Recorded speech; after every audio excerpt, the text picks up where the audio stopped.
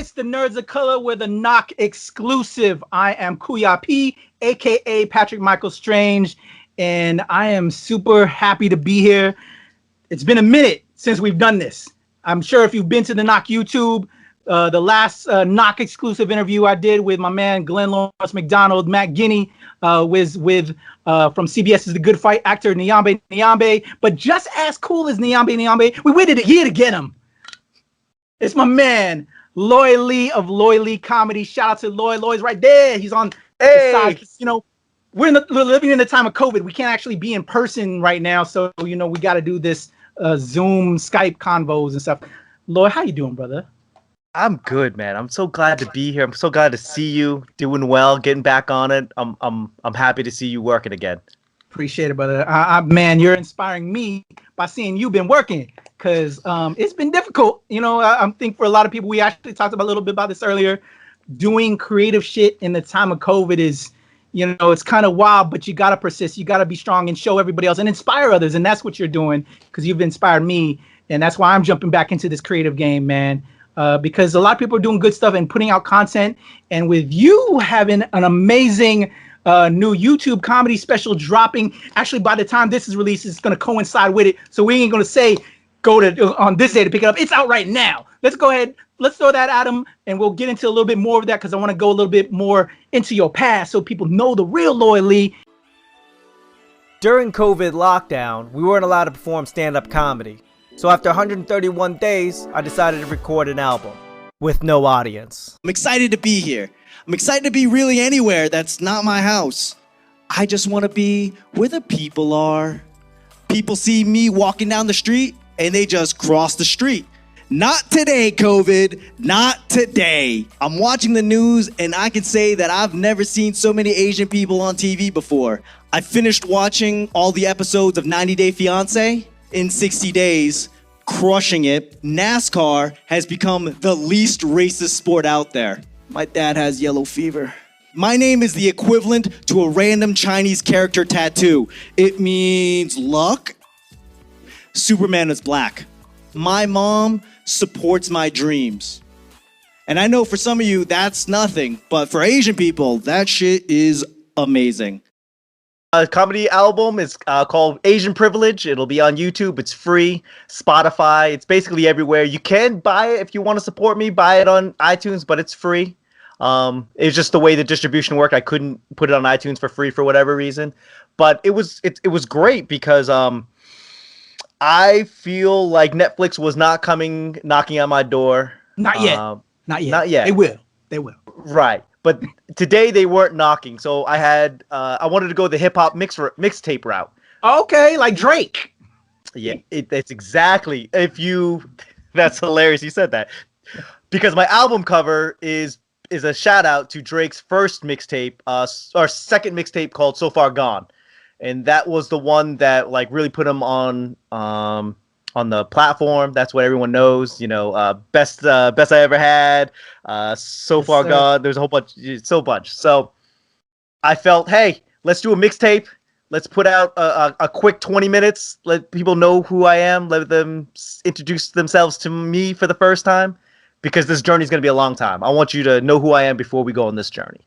There we go. And that's, you know, after that, that's when success happens. That's what happened to Drake, and that's what's going to happen to Loy Lee. So that's for the uninitiated, my man, let's go into your past, man. Let's get the world knowing about Loy Lee as much as I know about Loy Lee, the man who roasted me at my birthday party not too long ago, but who was a beautiful person. Regardless of the roasting, as you see, we're still friends. I yes. Survived the roasting. Because it's kind of hard to roast somebody in their own house in front of their own friends and family. I was like, oh, he's a good guy. I like him. So, bro, let's get into your story, man. Where are you originally from? Born and raised? And I'm not going into that where, you know, how like when white people ask, where are you from? And they're trying to figure out what ethnicity you are. No, I'm from New York, motherfucker. Or I could be from Brooklyn. I'm from America, motherfucker. Well, you know what I mean. Into all that shit. Patrick, so let's start from way back when. Yeah, born and raised in Boston. I am a Boston boy. I am like 4th or 5th generation Chinese American. All from New England, you know, all that area. Okay. And then I moved to LA in my 20s, started comedy right before I turned 30. So I've been doing it for almost 10 years now. Wow. So Yeah. how was it growing up in Boston, and what let's go into like pre-comedy. What was life like growing up there? Was it being this is the Nerds of Color, and saying and just our upbringing and that reality of being a POC in America. Because Boston is synonymous with Irish white people and racism to a degree. How was it being Chinese American in Boston, man? I didn't think it was that racist. Like, Were you ever exposed to it? Was your earliest memory or just was life good? Life was okay. Life was okay. I mean, there was racism. I'm not gonna say there isn't, but when people go, "Oh, Boston's like the most racist city in the country," and I'm like, I don't think you've been in a lot of places in this country. I mean, it's racist, like, but not. I wouldn't say it's the capital of racism. As far as for me, my experiences. You didn't get into any fights or anything like that, or were just the general name calling, I guess. Just the general name calling, and Boston's a small city, so when you go into the Irish part of town, it gets they just don't like anybody not Irish. You go to the Little Italy, they just don't want non-Italians out there. So yeah. I didn't really experience hate, just your topical racism that you kind of experience everywhere else in the country. Gotcha. So you didn't really frequent those areas, I guess, as well, right? Not at all. For those reasons. But now I take my wife to Boston every year, and she's like, "Oh my God, Little Italy's so amazing," and I'm just panic, "Oh my God, we can't stay past dark." Yo, I can agree with that. I have a lot of. It's crazy. There's a large Asian population in Boston. I have a lot of family up there and uncles and. And I enjoyed it, but you avoid it. Yeah, it's better now thanks to gentrification. It's not the same city, but it was not like I was never running home from racism or whatever. It just kind of felt like any city in the 80s. Okay, but it allowed me to. It's definitely defined who I am. It's definitely defined the. I'm short-tempered, very Boston. I'm quick talking, very Boston. Gotcha. I love sports, very Boston. Yeah. Okay. So with that being said, so what essentially by digging into your past, I'm trying to find out what formed you into the comedian and what were those experiences, because that's what this all is as entertainers like you and I are, as podcasters.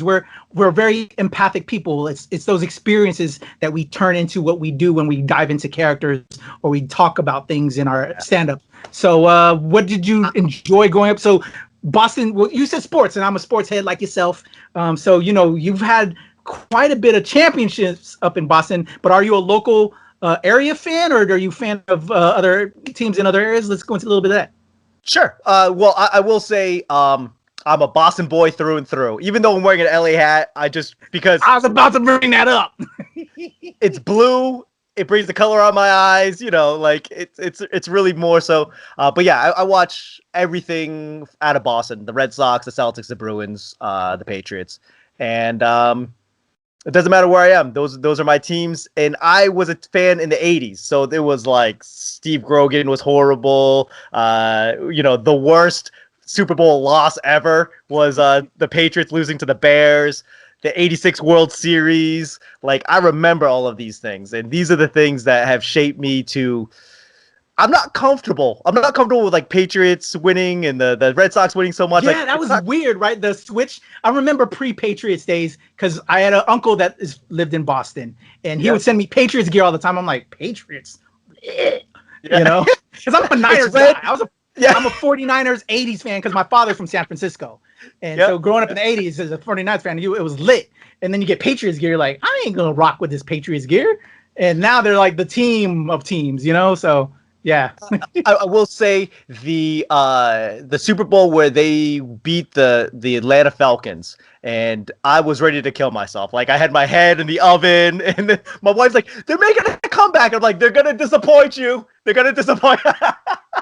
And because that's just what I was used to. I was used to the '86 World Series. We're literally 1 out away from winning it all. Yeah, I'm used to seeing. Failure. So I'm not comfortable with all of this winning. I'm excited to go back to I mean, Cam Newton. So you're uncomfortable, but is it cool? It's got to be amazing to see that transition though. From I'm happy that I will be able to see all of them. I've seen them all win championships in my life, so I'm excited that I've been able to see that. Okay. But yeah, I'm looking forward to just playing for 500. Okay. Did you play any sports at all growing up? All of them. All of them. I grew up in the 80s. Did you prefer one more than the other? No, it was either go home and work or stay at school and play sports. So I did all of the sports: football, basketball, baseball. I could have probably gone semi-pro baseball. But baseball is a very expensive sport to get to the next level. True. I don't think parents understand that with basketball, it's expensive, but you can go off of athleticism. Baseball, you need a lot of work, a lot of professional work to get to the next level. So, growing up poor, I didn't have that. I couldn't go to the batting cages at 5 a.m. and pay for batting practice and stuff like that. So, I enjoyed baseball a lot. I still enjoy baseball, but now I am more of an artist, and I enjoy that even more. All right, so baseball. I never would have thought you were a baseball cat, bro. Yeah, it's math. It's a lot of math. It's a lot of feeling. It's a lot of feeling. Okay. I played football and basketball, but as a young Filipino boy that's only 5'6", I really wasn't going far with football and basketball. Well, no, that was basketball and football. I played wing back and wasn't going to go very far at all. Yeah. Wasn't any bigger. Did you ever think about going to the Philippines to play in the PBA? Actually, I had quite a few friends that did that, so I did slightly think about that. I didn't have any Filipino friends growing up, so I was like, oh, really? As an adult, until like my 20s, I was like, wait, you could have gone to the Philippines and played professional basketball, and you didn't? What's wrong with you? That is absolutely hilarious because it's so true. Cats would do that, and even with acting too, because everybody knows I'm an actor and everything. Why don't you go back there? I'm like, I don't know. It's just My wife will watch Filipino movies. My wife is Filipina. She will point out, oh, that guy, he doesn't speak Tagalog anywhere because he's an American. Look him up. He's American. He didn't work well in America. He went to the Philippines and he's successful in the Philippines. Yo, we foul as fuck. Yo, that's what we do, dog. That's hilarious. I wish, so how I got into stand-up comedy was I was a working actor before. I was a working actor. I've been eligible for the Actors Guild since '99. Wow. I just haven't found. I was never offered a role big enough to where, or good enough where I was like, let me join the union. I was always given like shit parts. So let's rewind back. So we were in high school. We took them from high school. I want to get into the creativity when the creative spark. So, what would you classify yourself in high school, middle school, growing up? Were you a nerd, a jock, just one of those, a regular cat? How would you classify yourself? I moved around a lot. Okay. I kind of got in trouble in grade school. So my mom, we moved to the suburbs. Were you starting arguments? Were you starting fights? What you doing? Why were you? What was the trouble, man? This is the typical Asian. You're hanging out with the wrong crowd. So we went from Boston to Maine. I ended up going to high school in Maine. Really? Where in Maine? Kennybone. Well, that was the issue. We moved around a lot. So all of southern Maine, south of Portland, Sanford, Wells, Kennybone. Okay. Are you familiar with Winter Harbor, Bar Harbor area? Bar Harbor, yeah, way south of that. Okay, I used to live in Winter Harbor, Arcadia National Park. Yeah, okay. Ellsworth, Banger. Navy? Were you in the Navy? Well, my father, when I was a kid, I lived there for 4 years, man. Yeah. Banger. Yeah, man. I used to go to Moosehead Lake for vacation during the summer. Man. So you're familiar. Yeah, small world. Okay, so you were living in Maine because you were getting in trouble in Boston. They're like, man, we got to get him out of this area. He's getting too hood. We're gonna go move up to Maine, and all the even whiter white people up there. Yeah, so I was hanging out with kids that smoked weed to hang out with kids that snorted cocaine in high school. So That's for real, yo. Because what do you do in Maine other than the lobster festival, which was bomb? I ain't gonna lie. I'm actually planning a trip with my fam to take them to an actual lobster fest. But That's dope. yeah, so okay, so Maine, because you just getting too hood, and so Yep. so I moved around a lot. So I was I was a little bit of a jock. I was a little bit of a nerd. I was a little bit of I was kind of like the in-between guy because I always had, I went to one school for freshman year, a different school for sophomore year, and then the last two was the same school. But it was one of those things where I just kind of morphed into whatever I needed to be when I was there. And I think that's helped my soft skills. It helped me read the room. It helped me understand the dynamics of what's going on. It helped a lot, I think. So you did you find yourself in high school and No. obviously through all of that and Not at all. Not at that's all? kind of how I became an actor. I was like, oh, I could pretend to be somebody else. So did you take any drama classes or anything in high school? Did you act like in plays or anything like that? School plays or stuff like that? So I did a lot of national commercials when I was young, like 5, 6, 7 years old. And So your mother already had you kind of get in the acting bud early on then. yeah, but being a single mom, she had a very difficult time getting me. Auditions are difficult. You gotta, it's last minute. Show up somewhere. She got to take off work. I might not get the job. So after a while, she was kind of like, "Hey, when you get older, you can sort that out." And so this was kind of her dream earlier on in your youth. I have a good-looking child. He could do a commercial. He can do a little something, something. And so she kind of sparked that, and then you later picked it up the ball again, or.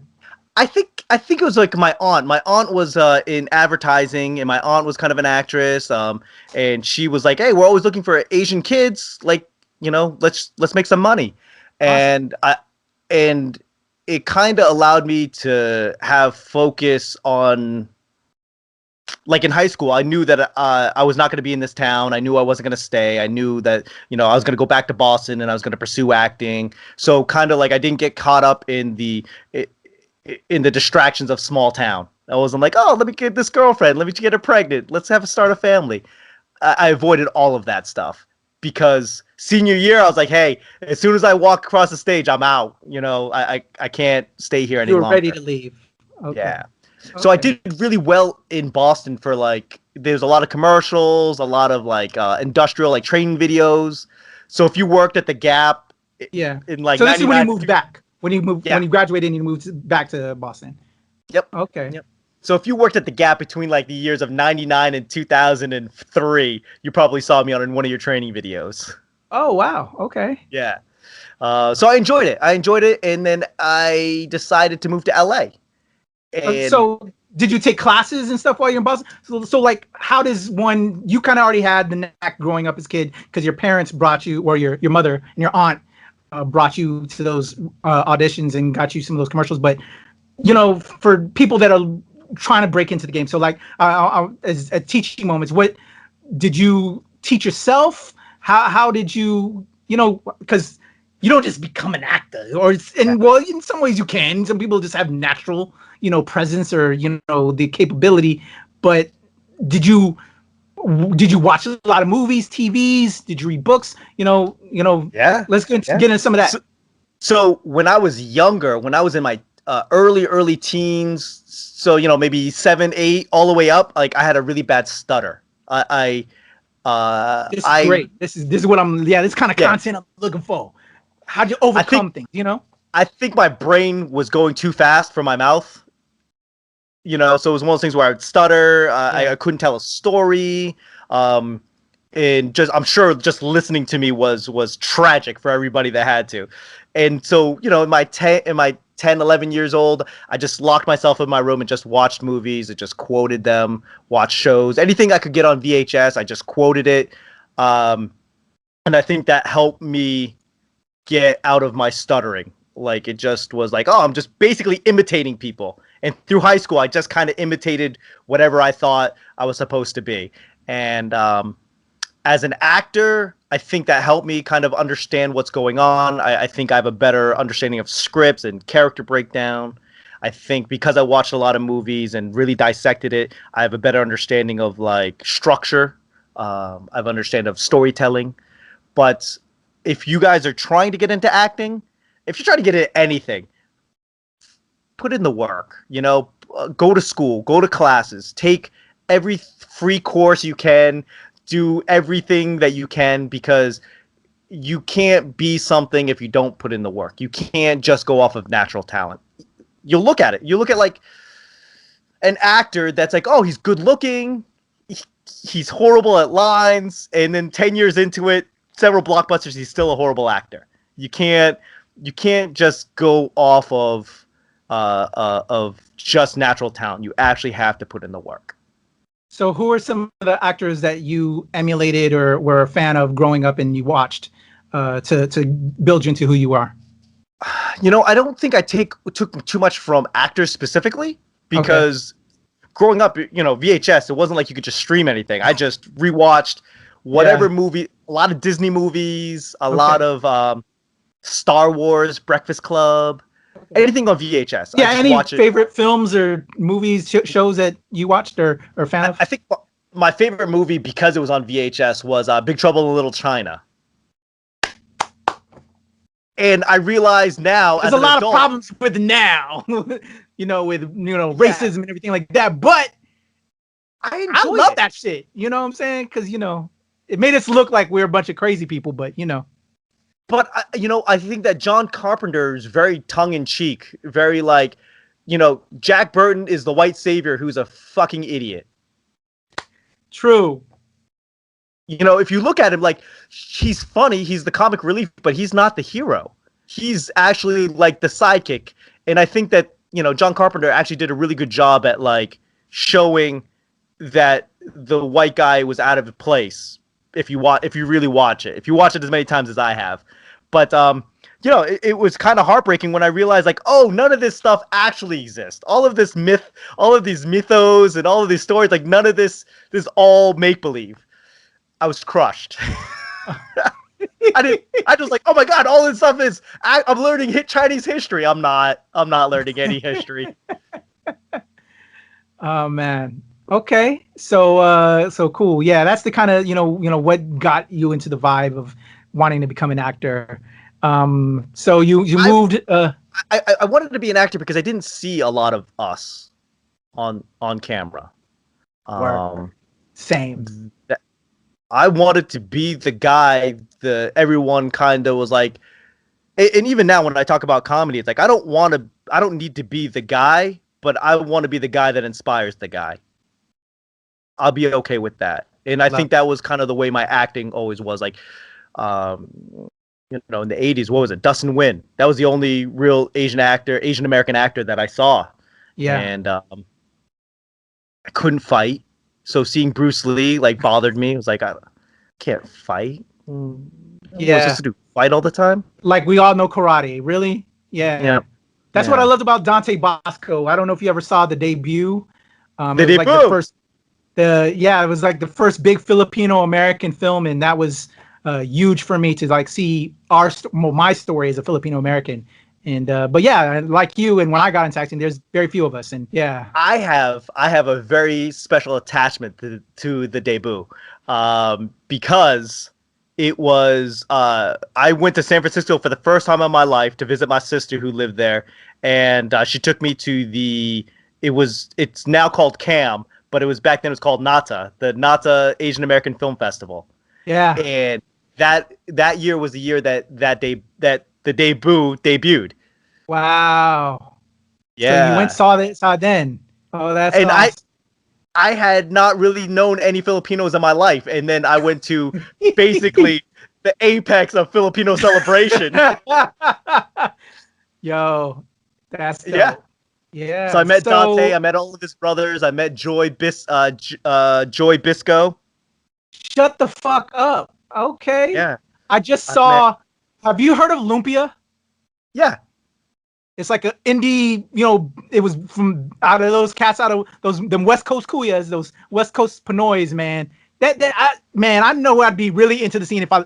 You ever feel that way in certain respects, like as an Asian, where there's a lot of us in certain areas, especially on the West Coast? Well, shit, you went all the way from Boston to LA. You know what I'm saying? There's a lot of YouTube we as Asians are crushing it on YouTube, but it's like, man, if I was in that scene or whatever. But at the same time, our journey is our journey. You know what I'm saying? We wouldn't be who we are if not for that. But then at the same time, I think, man, I could have got into that crowd or that scene and mix it up with those people. But when you brought up Joy Bisco, I just recently watched Lumpia. I had heard about it for ages, but never watched it, and I decided to order it like last week and watched it 2 days ago.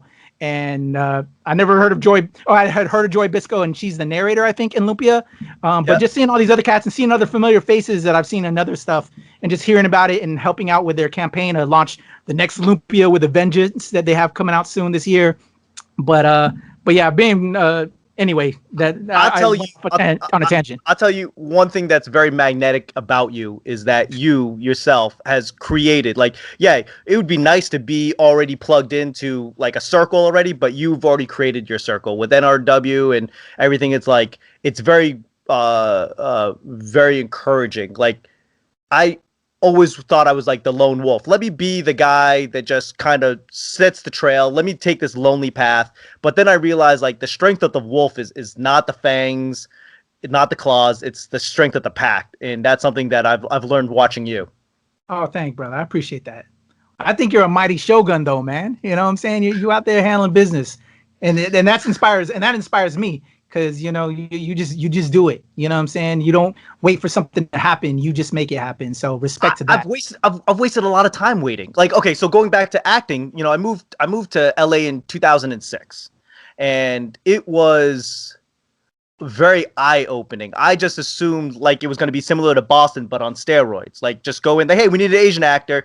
Let's just throw him in for diversity or whatever it might be. Like, I was not prepared to not get a phone call from my agent weeks on end. Like, or the second that you book something like, oh, I'm going to go back home to Boston, then you get an audition, and then you cancel your trip to Boston, and then you go to the audition and you don't get it. It's like, I was not ready for this level of depression, this pressure, the depression. Yeah. And then even when you do get roles, it's like, hey, it's like the worst stereotypical, can you speak with an accent? Bro. The thing about LA, and this infuriates me, people don't understand, is like on Thursday night, you'll get a phone call at 6 p.m. being like, hey, can you be in Santa Monica tomorrow at 3? You don't understand that you literally have to clear out your whole entire schedule because it's going to take you an hour and a half, 2 hours to get there, 30 minutes to find parking. You go in there and you do like one line, maybe twice if you're lucky, and then you go, hey, we'll call you. And you get back in your car, 3 hours back home. You've wasted your whole day. And then you just sit there and just wait for your agent to be like, hey, I got something else for you. It was painful. Yeah. And I found comedy off of a dare. So in my lowest level of depression, when literally like I didn't like any of the roles I was getting, I wasn't getting any auditions, I wasn't nailing auditions, whatever, my buddy was like, hey, you want to come to an open mic? I have a friend of mine performing at an open mic down the street from you. So I go, and I'm depressed, I'm a Boston boy, I'm a little rough around the edges, and his buddy goes up, does his thing, comes down, and just like a typical LA guy was like, hey, what did you think? And I was like, it was fine. And he goes, fine? Fine. Yeah, fine. Do you think you could do better? And I go, I don't know. Never tried. Yeah. So he goes, all right, come back in 2 weeks. I'll put you up and we'll see how fine is. And I come back and I do fine. I do, wasn't horrific, but I fell in love with it. I felt the freedom of being able to say what you want. And I don't have to do an accent. I can be 100% unadulterated me. And that was 9 years ago, and I have not looked back since. Wow. So let's go back into that. So, okay, you decided to do it. Yep. What did you pull from to create the comedy? Like, did you just go and just talk in the vibe of life, or what material did you put? Did you come with the written, or did you come off the dome? How did you create your set? Like, I will tell everybody that wants to do comedy, don't think that you can just go off the top of your head. Yeah. You cannot. Just because you're the funniest guy that works at Best Buy or whatever, like come prepared with more than enough material because it's not going to work out. Like Yeah. at best it won't work out. That's the best thing you can hope for. But what I did was I wrote. I listened to a lot of other comedians on YouTube or whatever, and I kind of was like, "Oh, that's a funny joke. I can kind of repurpose it and change it and like make it my own." So, you watch Chris Rock, of course that doesn't apply to me, but I was like, "Oh, here is a version of this that applies to me." And even though it's like it's not joke stealing because it's just something different, but it's like the same vein of thought. It's the same train of thought. I just did that, and I realized that I thought I had 20 minutes of material, and I probably had 20 minutes of material, but I know I ran through all of it in like 4 minutes. Wow. Yeah. Because you're nervous. Yeah. Done this. It's like having sex for the first time. You think you're just gonna last forever. 3 minutes in, you're like, well, I literally blew my load. I love it. I can totally feel that and understand that analogy and in that combination. Yeah. So what else would you say you learned by doing and before we get to now with this release of the amazing Asian privilege that is available now on YouTube, plug, let's get those plugs in. What starting off, what have you learned and do you a lot of comedians, sometimes they play to the race. How do you feel about that kind of things? How do you feel about comedians that do that and or just yourself? Let's go into that. Okay. So, I think you can all name a comedian that will always do the accents and, and I'm glad that there's somebody out there that does that because I don't have to. If you want that, if that's the kind of comedy that you want as a consumer, then there's more than enough outlets. So I'm glad that I don't have to do that. I don't have to talk about how Asian my mom is because my mom is not, she's not Asian at all. But like, hey, if you find that funny, hey, I can give you names. I can point you to albums. I can point you to specials if that's what you want. I'm glad that I don't have to do it. And I'm glad that I have not fallen into that. I kind of just pull from my own personal experience and my views. What I've learned really is like, you can make anything funny. You just have to figure out how to make that. That's the puzzle. Like whatever you think is not funny, you can figure out like, oh, this is how it works. With most of my comedy, it is, I know I can't pull you into my universe because it's from where I am to where you are. It can be too vast of a situation. What I'll do is I'll insert myself into your universe. I'll do the work. I'll see how you see me. I see what you think, and and I will. Then I'll talk about that. Like I understand that I'm the only Asian comic on the show. I might be the only Asian person in the room. I might be the only Asian person you've ever met. Like I'm okay with that, and then I can address those things. So what I've learned is how to take a conversation and really spin it in a very different direction. One of the things I've talked to, well, what I've learned in talking to comedians and watching podcasts of other comedian podcasts is you got to wreck, and that's where you just totally lose the crowd. Has that ever happened to you? And what did you learn from it, pull from it, and that and the like from that? Yeah, I think you got to bomb. You got the only way to learn is to fail. Like there is no. The beauty of being like a musician or an athlete, like there's practice. There's a practice behind closed doors. When you're writing a script, you take it, you throw it away.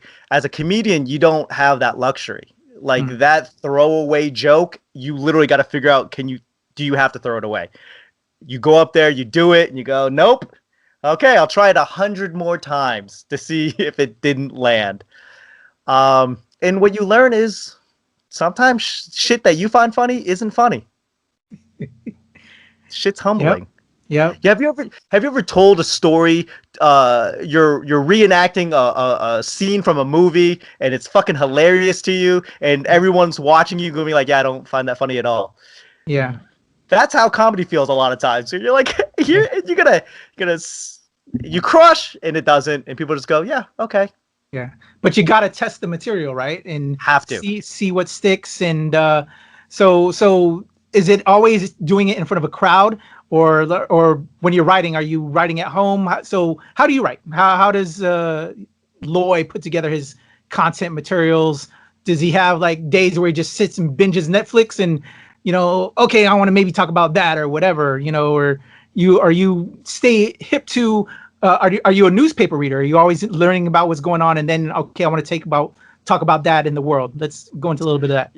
So I think most of my writing is observational, and then I'll do the research. Okay. Where I go, I wonder if that's true. And then I'll kind of go, I don't like reading. I'm not a newspaper writer, a reader. I don't like reading articles. I kind of just try to find what I'm looking for, just read the couple sentences and be done with it. But I write to a point. Like, I want to prove that my thought is true. And then I do the research to back it up. And then I think that, going back to bombing, the only way to bring it back is to be funny and or whatever you said, you might lose the crowd, but you got to bring it home and be like, this is the actual point. I talk a lot about Asian people in media because that's my forte. You lose a lot of crowd. You lose all the people that aren't Asian. They don't care. But your job is to like, I'm going to make a point and you're probably going to care about this. I'm gonna point it out to you, and you're gonna find it funny that you never noticed it. That's what I find gratifying. Where it's like the magic trick, where you're like, I've seen this trick before. He's gonna cut the woman in half, and then he does something completely different. Where you go, I never thought of it that way.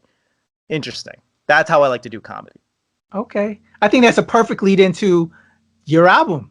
Or your new comedy special on YouTube, and available that you can purchase on iTunes right now. Go ahead and give that man some ducats. Purchase it through iTunes. He's giving it to you for free, but then you want to have it with you when you're out, on your jog or whatever. So buy it so you can listen to it on your iPod.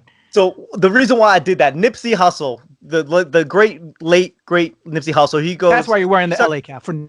Yeah, that too. Yeah, exactly. I think I've got a shirt. You're wearing the LA cap for Nipsey Hussle right now. Yes, rest in peace. I will say that, one of the things he said is, here's my mixtape. If you don't like it, throw it away.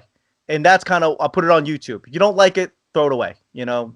Fucking thumbs down, don't, whatever. If you want it, I can give you my Venmo. You can send me money, or you want to buy it on iTunes. It's there. But for the most part, here it is. All I want is your time. All I want is your attention. Don't like it, throw it away. A lot of people aren't gonna like all of it. I'm throwing thoughts out. I'm throwing out old jokes. Me and you, we're actors. We're always saying like, we need more Asian actors. And the problem is, it's not that we need more Asian actors. We need more Asians created by Asian people. And you go, we need more directors and writers. And then we realize that's actually not the problem. We have enough. They need more opportunities. So we need people in our finance. We need people making the decisions. True. Yeah. So for me, I said, hey, let me raise the money. I spent super shoestring budget on this. I'm thankful that in Albuquerque, where I filmed it, the community came together and offered me a lot of things that I don't think that I would have had in DC. I got a black box theater. I was allowed to rent that for very, very, very, very, very, very affordable, free. Very, I don't want to put their business out there, but free. Well, shout them out. Support them. Yeah, that's how we Trick give Lock. Don't tell them I got it for free, but shout out to Trick Lock Theater. There you go. And I hired some cameramen, and I edited it myself. I literally did 90% of everything myself. And I think that if you want something bad enough, and you gotta gamble on yourself. Respect. If you are a creator right now, and whatever you're creating, spend the money smartly, intelligently. Write it out, but like, spend the money, gamble on yourself. Yeah. I mean, for a pair of, I don't know, 2 pairs of Jordans, I literally have a work of art. You know, like Yeah. it may not be my master's piece, but for the most part, it put me in the conversation, and I'm excited. I'm very scared. I'm smiling, but I'm very, very, very scared. Very Why are scared. you scared? I think that's the Asian in me, where it's like, I could have done. Yeah, and here's the problem: I Yeah. edited it myself, so I spent hours staring at myself doing the Yeah. jokes, and you go, "Huh, could have done better. Could have done better. Could have done Yeah. better there." Yeah. But I'm scared because I think that if you're not scared on such a large endeavor, Yeah. you know, is it really the stakes that high? Yeah. I feel you. So, I, you know, your kid comes home from kindergarten, comes home with a macaroni necklace that's like construction Yeah. paper. Yeah. I feel like I feel like that's me right now. It could be, but we'll see. We'll see tomorrow. We'll see But you when try. you guys watch. But it's all about trying, though. Yeah, Like you said, you know what I'm saying? You gotta and create your own way. You know what I'm saying? absolutely. So you did, and that's it. So You know, you watch a lot of hip hop. You know, yeah. No Limit. They gambled on themselves. Cash Money gambled on themselves. Mhm. Paul Wall. You just hey, at this point, I'm selling it out of the back of my Dodge Tracer. That's the equivalent. And bro, I feel that. I feel that. Oh, you know what? I want to ask you. Sure. The title's Asian Privilege. Yes. How did you come up with that title? That is an amazing and very interesting title, and I think it's great because of the brand of comedy you do, and with the way of the world going on right now. I'm very curious, and why you chose that to be the title. I think that, I mean, it's kind of tongue in cheek. Yeah. You know, people think that there's Asian privilege, and even within Asians, you know, there's a hierarchy. I think that there is. I'm Asian American, and I think that when people think of Asians, they think of like just off the boat or their parents are just off the boat.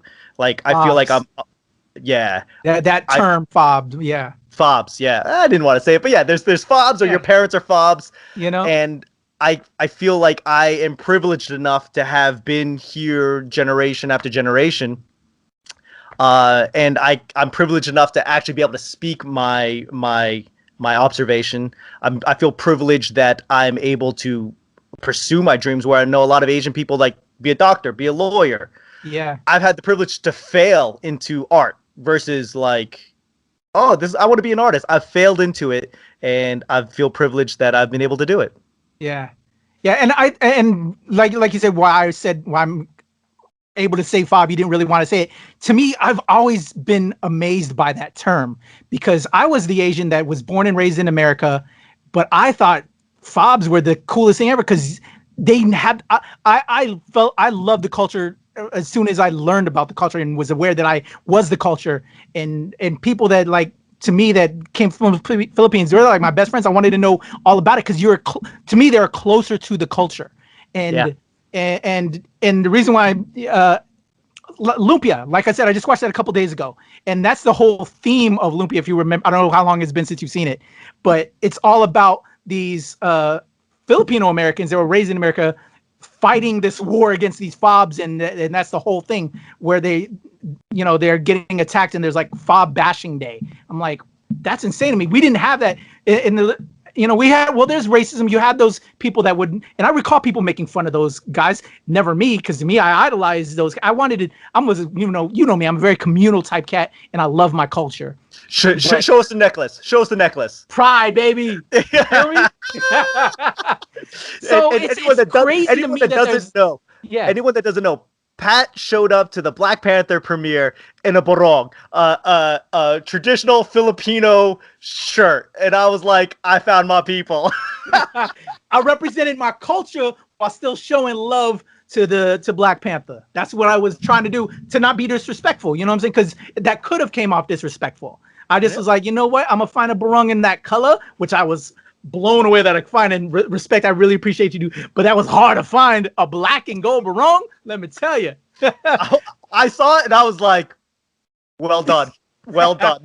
I should have thought of that, son of a bitch. Well, bro, my man was killing it. Shout out to my man Lloyd. My man Lloyd came to the Black Panther premiere and the yellow peril sign and rocking it. You know, the activist. You was in the activist role, brother. I loved it. 100. I thought it was I love history. I love American history because it's so filled of turmoil that we don't understand. Yes, and so I showed up to the Black Panther premiere dressed up as Richard Aoki from the Black Panther Party, and I just thought it was a funny play on words. And you know, my wife would not allow me to go out in a dashiki. I didn't think of a barong, so I was like, let me just show up in cosplay, and people thought it was funny. So that's all that mattered. Oh yeah, that was dope, man. And respect, and man, since we last met, and we first met at the Black Panther premiere, but respect and rest in power to Chadwick Boseman. I know it's been a while, but man, whenever you think about it, that was just to be so amazingly creative and young, and to did what he did after being diagnosed with cancer and all that. That's just, it's insane. But respect and rest in power to Chadwick. But Black Panther is literally what brought us together. Yeah, me and you. Yep. Me and you. Yep. So thankful to not, Chad and Black Panther and bro. So Asian privilege, man. I'm not crying. You're crying. Wow, man. Yeah, man. I think that really my focus was really to introduce you to me, but also be able to say some things that I don't think that we're used to seeing Asian people say. Because, you know, I'm privileged. I'm privileged enough to not be stuck under one trope or another. And I think that's kind of where the title came from. Awesome. So let's go into the special. What were some of the difficulties of putting this together that you came across? And you edited, you did everything yourself. So did you know a lot of that prior to? You know, what were some of the lessons as a young filmmakers can learn from this, and or young comedians that are wanting to do the same thing? They're not finding the same paths, and they're not coming, so they're gonna do something like you did to pave their own path. What were some of the problems, and what lessons did you learn that you can impart to other people to do so they don't make those mistakes? I will say I understand comedy better now. I'm 9 years in. But I don't know if Netflix came to me prior and was like, "Hey, we want you to film a special." Like, I think it would have been an ultimate failure, first and foremost. Like, how do you know how to do something if you've never done it? You know, I think that with this, I learned a lot. I understand my jokes better. I understand like where I'm deficient and where I'm sufficient. Because you sit there and watch it and you go, I record all of my sets. I record video, audio, but it's different when you got to go, hey, I have to make a polished product. Here it is. I think that I understand how I want my next one to be. I think I understand where I can improve. And I think that it was an overall learning experience. And I encourage, even if you don't ever release it, I always encourage people to create. Do it. Try it. Edit it. And see like, oh, I could do better here. You know, you see where your highs and lows are. I will say that as an actor coming up in early, mid-2000s, we learned a lot of skill sets. Because you're like, hey, you know, I want to do my own thing. Or we learn on the job. Like your buddy's doing a film. It's like, hey, can you do audio? Can you do lighting? Can you do this? And you're just there to help. So for me, I was able to hire a film crew. I showed them sketches of what I wanted because I had an idea, and then I actually got to see the dailies and the rush film and make the adjustments. So I think the thing that people don't understand is a lot of planning. There's a reason why productions have so many moving parts, because there's so much fucking planning. And even on the day, like what's difficult is doing it all. I'm trying to do the jokes, and I'm trying to keep in mind of where my eyes are and where the cameras are and how the audio sounds and how the lighting is. Luckily, my wife in the middle of it had to take me aside and was like, listen, you know what you're doing. You've told them what they're doing. Just do it. And go, you're right. You know, sometimes you need someone to grab you by your collar and just go, fucking calm down. Just fucking do it. Yeah. So, my wife is the executive producer, so my wife is financially, emotionally, spiritually attached to this. So if anyone, I go, okay, she's not here because she wants to be here. She's here because she has to be here, and she's gonna make sure I do the best job possible. And I think that's important. Respect. So shout out to Lloyd's wife. Yeah, shout out. You'll see a picture of her on the album. I will say that I was lucky enough to have some of the skill sets, some of the base skill sets. Final Cut Pro. Okay. I knew kind of what I wanted it to look like, but when you actually have to put it together, it's like I YouTube so much. Like, oh, color grading basics. Like, you know, audio filtering basics. You know, you sit there and you learn everything. But the difficult part is to sit there and watch yourself for hours in shaving tenths of seconds. You go, I'm tired of hearing my jokes now. That's how bad it is. Yeah. So this is coming out now, still during in the time of COVID, but you put out like a little teaser. It's actually kind of, you know, the reason why you're bringing this out. You know, it's comedy in the time of COVID. So let's talk about that teaser that you kind of did to promote it before. It's out there now, so you can check it out. But you know how this all came to be and why. You know. Sure. So COVID. You know, I am afraid that the things that I was talking about before COVID would not be relevant.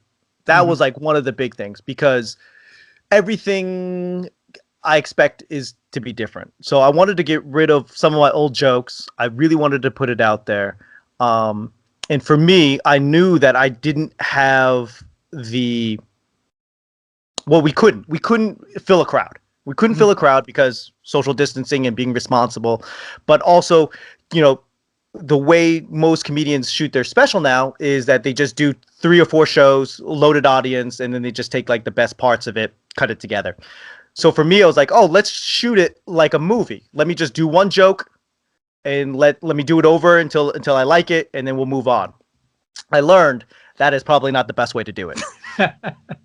Anyone listening, the part of acting that we don't understand, especially as like small bit actors, is that like there needs to be continuity between the scenes, but there also needs to be continuity between the cuts.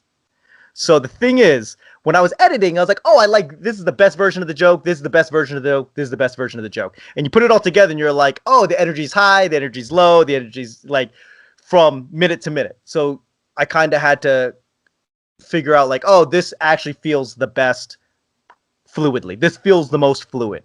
Yeah. And I think that next time I would just, with everybody there or not, literally go through the half hour, 45 minutes, and then start over from the beginning. Half hour, 45 minutes, and then just do it 3 or 4 times.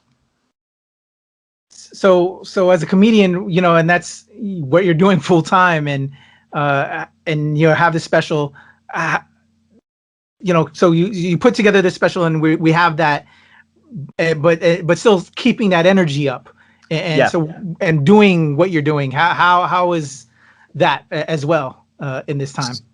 So, you know, there's a lot of Zoom or Skype comedy shows, and it really isn't interactive. And that's after doing like 20 shows on Zoom and not just seeing a little thumbnail of the audience and not hearing them laugh. I realized like, oh, I might as well just do this for nobody and just give you the video and you can play it. And then that evolved to why don't you just shoot a special with nobody in it? It's almost the same. I feel that comedy is going to be very similar to what we're experiencing now. So give it a shot. Yeah. Gamble on yourself. Yeah. Okay. I do a lot of podcasts. Actually, you know what? You want an exclusive? Can I give you an exclusive? Oh shit! Exclusive. Give it. So this just it's in the works now, but I want to announce that I will be producing and co-hosting the Edwin San Juan podcast. What? This yes. You know what Pinoy I am. And he brings up a Pinoy comedian like Edwin San Juan. And if you're not familiar with Edwin San Juan, man, you need to get familiar. That's all I gotta say. Get he's like one of the godfathers of Filipino comedians. And yes, sir. I got an opportunity to speak with him. He's out here in Vegas, and I will be producing his podcast, The Edwin San Juan Show. And I'm pumped. But so that's a Nerds of Color exclusive. Thank you. Appreciate it. Thank you for So having we'll me. But talk more about that when we can. maybe I'll get him. Maybe I'll get him on one of your podcasts as Yeah, well. maybe one of the upcoming projects coming out of the knock, but we won't go there yet either because we're gonna set that up. We won't talk about that. But I have my own podcast called the Short, Pale, and Handsome Podcast. Yes, and actually, yeah, you know what? Yeah, I wanted to talk. So, what is going on with that? That was your primary content, right, on the Loyally Comedy YouTube channel. But then I started seeing you doing some reactions and stuff during this COVID time. How and why? Because, like, again, it's been difficult. We said that earlier in time of COVID of keeping that creative energy going on with everything going on. So, how have you been able to do that? And so what's up with Short, Pale, and Handsome? Give those updates as well as that other new content you have. So Short, Pale, and Handsome podcast will come back, especially like next week after the album's done and I'm kind of done doing the promotion for it. But I will tell you that if you're depressed out there, like, you're not alone. Like, I had to put it on hiatus because, first of all, we weren't doing anything. I wasn't going out. I wasn't coming up with new ideas, no new experiences. So there wasn't much to talk about. But I dealt with depression. Like, when is this going to end? When can I make money? When can I get out of the house? And I really think that I dropped the ball. I should have kept on going and just letting people know, like, hey, this is what it's like to be depressed. If you're feeling this way, if you're feeling similar, it's okay. Like, let's just address the depression and let's keep on creating. But that's the material right there, Yeah. and as you say that, I'm feeling it because I'm guilty of that as well. And we discussed this before we got on because I've known Loy for a while. Loy is a great friend, good guy. But yeah, it's been difficult. And I'm proud of Loy so much that he's been able to keep it going, and it's given me pride. And knowing that he was going through it too, I'm like, wow, you know what I'm saying? And I appreciate that, brother, to know that you were experiencing that. So, but it's all about creating. And like you said, and just keeping going on and just kind of living through that. But that's, in a way, that's the material, And then there's part of it, you know what I'm saying? That's what I miss. Turn into a bitch at sometimes, bro. Yeah. Bro, you crying too much, man. What's wrong with you? You know what I'm saying? The different facets of your person, Yep. But that's also that's where I dropped the ball. Like, I didn't think that was the content. I thought that it was affecting my content. Yeah. And so, like, I was like, oh, this is depressing. Like, I listened to the podcast, go, I can tell I'm depressed. Like, if I could tell, I'm sure you could tell. So I was like, oh, let me just put it on the back burner. Let me find my center again. But you as content creators, you got to understand that everything is the content. Nothing is not the content. Everything is the content. Yeah. So that will be back next week, and awesome. It's me talking. Subscribe, to myself. y'all. Loyally Comedy. YouTube.com. Loyally Comedy. Yes. It's me 30 minutes talking about life, and I don't do politics, not because I avoid it, because I just don't know enough. Like, politics, I leave that to my wife. For me, it's like I don't know enough about stuff, so I don't talk about stuff I don't know about. Gotcha. And with COVID, politics is depressing. I avoid it, and I look at it and I get I have to turn it off. Yeah. So Short, Pale, and Handsome, 30 minutes talking, very similar to kind of the same styles of my album, and that's kind of where my strong point was. You realize that you have skill sets that you don't even know you have. And I think that we discredit ourselves. We discredit ourselves like, oh, we don't have the skill sets. You have the skill sets. You just got to dig deeper. So yeah, I think that a lot of us, we don't realize that we have a lot of skill sets. A lot of skill sets that, sure, we may not be professional at it, but there's a lot of skill sets that we have that we can use to create content. And I think that we just got to dig down deep. And anything you want to know, it's on YouTube. Like, so on my channel, youtube.com/LoyLeeComedy. Right there on the screen. Right there in the screen. Yeah. I will say that I do real simple iMovie. It's free. It's real simple for all of my music reactions. I figured music reactions is the easiest way to create content. It was like, just keep the energies flowing. I can get better at editing. And sometimes if you're creating content, just keep it as simple as possible. Yeah. Sure. There's a lot of thousands of views, bro. I was checking out the viewer count and all that, bro. It's madness. I wanted that. So with music reactions, there's a cross section between people who want to see me and then there's people who want to see the band.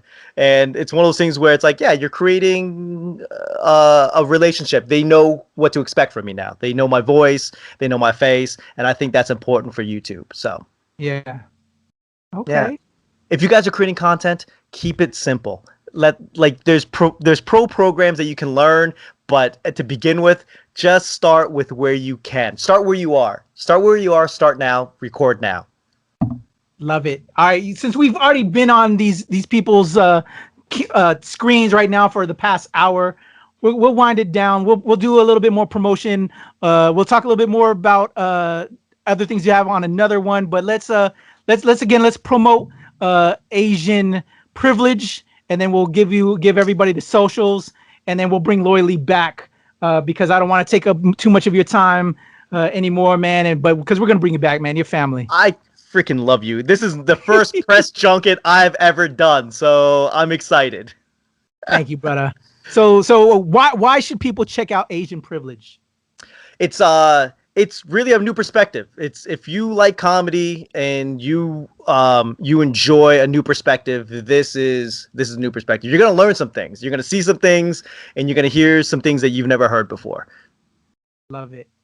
All right, let's give all the socials. I'm gonna throw it on the screen as you say it. Where can they find you, follow you, everything online? So it's Loy Lee Comedy across all your social media websites. LOYLEE Comedy, Facebook, Instagram, Twitter, YouTube. Asian Privilege will be available when you see this. It'll already be out. There you go. And if you enjoy it, subscribe to his channel, give it a like. You know, get his get that all up, and then bruh, he gave it to you for free. So head over to iTunes and purchase it so you can listen to it while you're in your car or you're at the gym and you're working it out. My man Loy Lee, bro. It's amazing to talk to you. It's amazing to see you, man. Before we get out of here, I just want to say thank you very, very much to everybody listening, everyone that's supported, everyone on the way, as well as Tunan Vu, who is he's a musician out of your area, out of the DC area. Okay. I used 2 of his songs for the intro and the outro, so he was gracious enough to allow me to do that. And then the Trick Lock in Albuquerque, Kevin Kennedy in Albuquerque, and everybody else. Eddie Lyles, my co-producer, to a couple podcasts. So thank you very much, everybody. I fucking love you guys. Respect. And again, follow my man Loy Lee at Loy Lee Comedy. And if you're down with the Nerds of Color, it's at the Nerds of Color everywhere on Instagram, Twitter, Facebook. You know what I'm saying? That's how we do YouTube. We're gonna catch that. But shout out to the whole Hard Knock Media family that the Nerds of Color is a part of. I am Patrick Michael Strange, aka Kuya P. Look forward to my show, which I'm gonna make an exclusive announcement right now. I'm gonna go ahead and say I think Loy, when we had this convo right before we did it, made me finally realize that's the name I should go with. The Show Pow Show coming soon to the Nerds of Color. It's gonna be both a video podcast as well as an audio podcast where I'll be representing Filipino culture and all the amazing Filipino people within the entertainment industry. We're gonna be bringing them on. And you heard a name earlier that hopefully my man Loy could bring onto the upcoming show. So we'll see if that happens. I'm looking at you, Loy. I need to make that happen. Yeah. Hey, you get it. You get the wheels up. You get the wheels up. We'll make it happen. So follow the Show Pie Show coming soon in Nerds of Color. But you can follow me to know when it happens at Temple Far East. And that's on Twitter, and at Strange Since 1977 on Instagram. One of those. But I am Patrick Michael Strange, aka Kuya P. It'll be on the screen. These things do this thing. These there things. You go. Loy Lee, I love you, man. You are inspiring. You are amazing, and you are representing us as Asians and as Americans, as people, as a human in general. You are a good human being, man, and I love you. And I hope you stay safe. And to everybody else out there, I hope you are staying safe. This has been the Nerds of Color with a NOC exclusive with Loy Lee Comedy, y'all. Love you. All right, my man.